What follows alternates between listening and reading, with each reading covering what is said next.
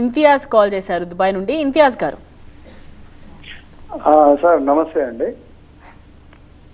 చెప్పండి. ఇంతియాజ్ గారు నమస్తే. సార్ నమస్తే సార్.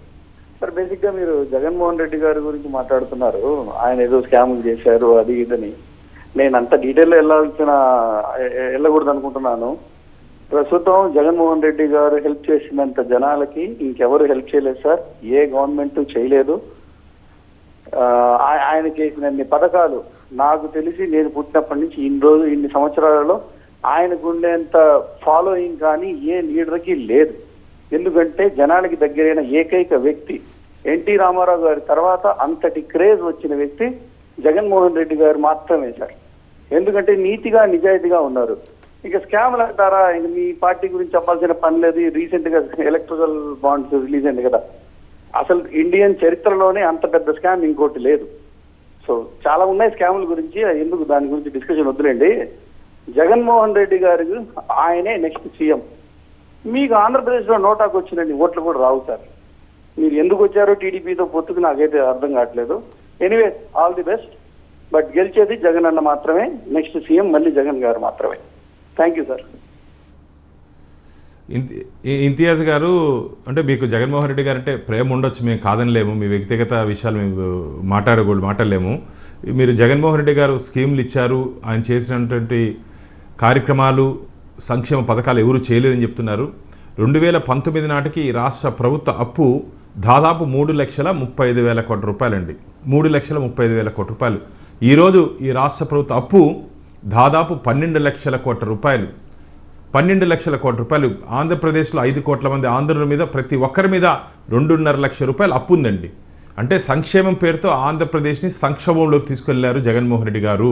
అవినీతి లేదు అంటున్నారండి మీరు. ఈరోజు రాష్ట్ర director general of police high court మెట్లు ఎక్కడం జరిగింది. Chief secretary government of Andhra Pradesh high court మెట్లు ఎక్కడం జరిగింది. ఎంతమంది మంత్రుల మీద ప్రభుత్వం మారితే కదా మీకు తెలిసేది. ప్రభుత్వంలో ఉన్నారు కాబట్టి వారికి ఒక షీల్డ్ మారిగా ప్రొటెక్షన్ ఉంది, ప్రభుత్వం ఉంది. రేపు ప్రభుత్వం మారిన తర్వాత వీరి జాతకాలన్నీ బయట వస్తాయి. ఎక్కడెక్కడ ఏ డిపార్ట్మెంట్లో ఎంతెంత జరిగింది. నేను మీకు ఒకటి గుర్తు చేయదలుచుకున్నా. అసలు ఈ 151 మంది ఎమ్మెల్యేలకి ఏ రోజన్నా అపాయింట్మెంట్ ఉందండి తమ నియోజకవర్గ సమస్యల మీద మాట్లాడేదానికి? ఒక్కసారి తీమని చెప్పండి ఎంతమందికి ఇచ్చారో. అసెంబ్లీలో మంత్రులు అసెంబ్లీలో మాట్లాడతారే తప్ప వ్యక్తిగతంగా జగన్మోహన్ రెడ్డి గారు అపాయింట్మెంట్ తీసుకొని ఆ జిల్లా సమస్యల మీద ఏ రోజైనా చర్చించారా? రివ్యూస్ ఏమైనా జరిగాయా? లేవండి. మేమేదో ప్రతిపక్ష నాయకులుగా మాట్లాడేట్లా ఆంధ్రప్రదేశ్లో జరుగుతున్నటువంటి ఈ కార్యక్రమాలని టీవీ నైన్ ద్వారా మీకు తెలియజేస్తున్నాం అంతే. ఇదే ఈరోజు ప్రతిపక్షంగా భారతీయ జనతా పార్టీ నాయకుడిగా నేను మాట్లాడట్లా. ప్రజల్లో ఉన్నటువంటి బాధల్ని టీవీ నైన్ ద్వారా విదేశాల్లో ఉన్నట్టు మీకు తెలియజేసే ప్రయత్నం నేను చేస్తున్నాను. రైట్, నెక్స్ట్ కాలర్ వెయిట్ చేస్తున్నారండి. న్యూయార్క్ నుండి కాల్ చేశారు శ్రీధర్ గారు. శ్రీధర్ గారు నమస్తే. రైట్, కట్టేనట్టుంది. మళ్ళీ ట్రై చేయండి శ్రీధర్ గారు. 1 వరకు ఈ ప్రోగ్రామ్ ఉంటుంది. భానుప్రకాష్ గారు మీకు సమాధానం ఇవ్వడానికి సిద్ధంగా ఉంటారు. మరి భానుప్రకాష్ గారు, మొన్నటి వరకు సిద్ధం సభలు, ఇప్పుడేమో బస్సు యాత్ర, మేమంతా సిద్ధం సభలతో సీఎం జగన్ ప్రచారాన్ని ఒకవైపు హోరెత్తిస్తున్నారు. సో మీరు కూడా అంతే ధీటుగా జనాల్లోకి వెళుతున్నారని అనుకుంటున్నారా? ఖచ్చితంగా సిద్ధం సభలతో జగన్మోహన్ రెడ్డి గారు ఏ విధంగా ఆంధ్రప్రదేశ్ మొత్తం పర్యటిస్తున్నారో అదేవిధంగా ఎన్డీఏలో కూటమిలో ఉన్నటువంటి భారతీయ జనతా పార్టీ, చంద్రబాబు నాయుడు గారు, పవన్ కళ్యాణ్ గారు విస్తృతంగా అన్ని జిల్లాల్లో అన్ని ప్రాంతాల్లో మేము పర్యటనలు చేస్తున్నాం. ప్రజల దగ్గర నుంచి కూడా విశేష స్పందన వస్తుంది.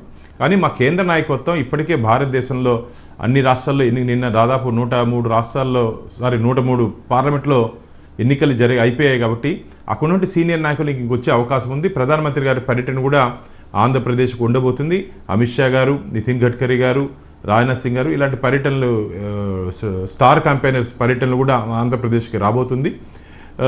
ఖచ్చితంగా ప్రజల్లో ఒక విశేష స్పందన ఉంది. ఈ త్రివేణి సంగమం 3 పార్టీలు, అంతకుముందు ఇబ్రహీం గారు మాట్లాడుతూ చెప్పారు ఎందుకు కలిశారని.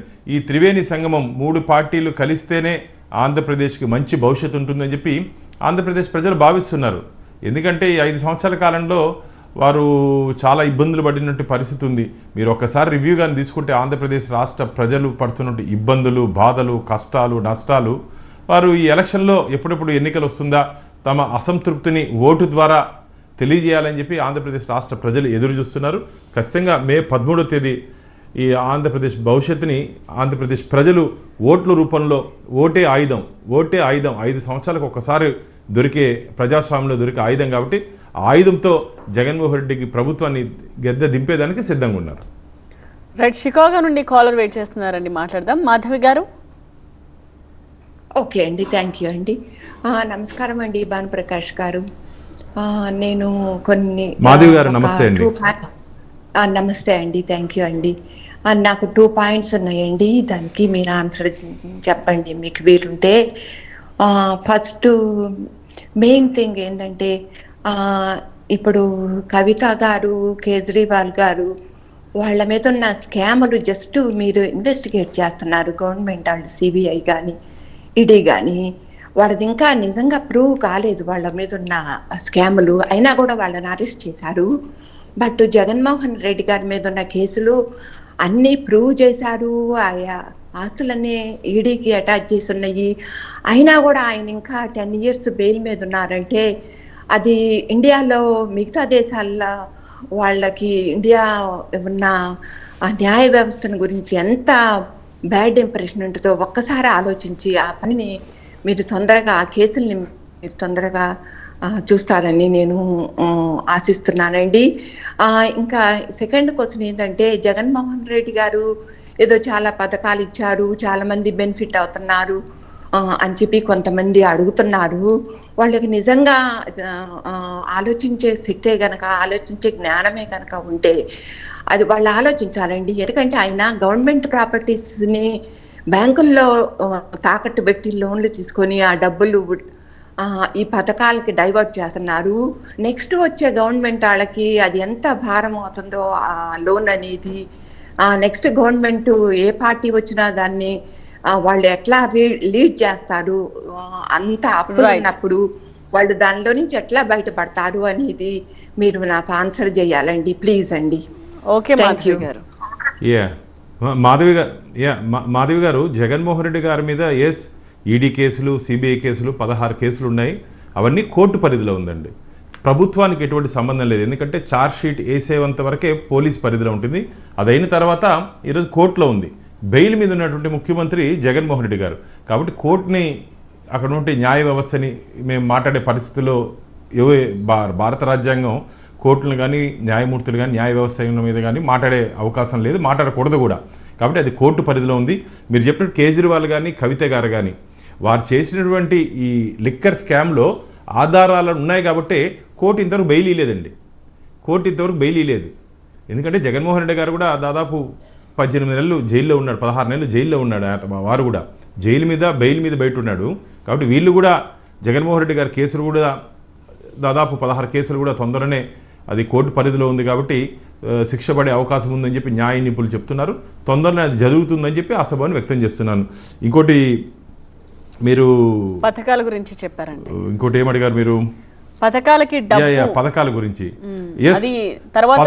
పథకాలకి ఇప్పుడు నేను ఇంతకుముందు చెప్పినట్టు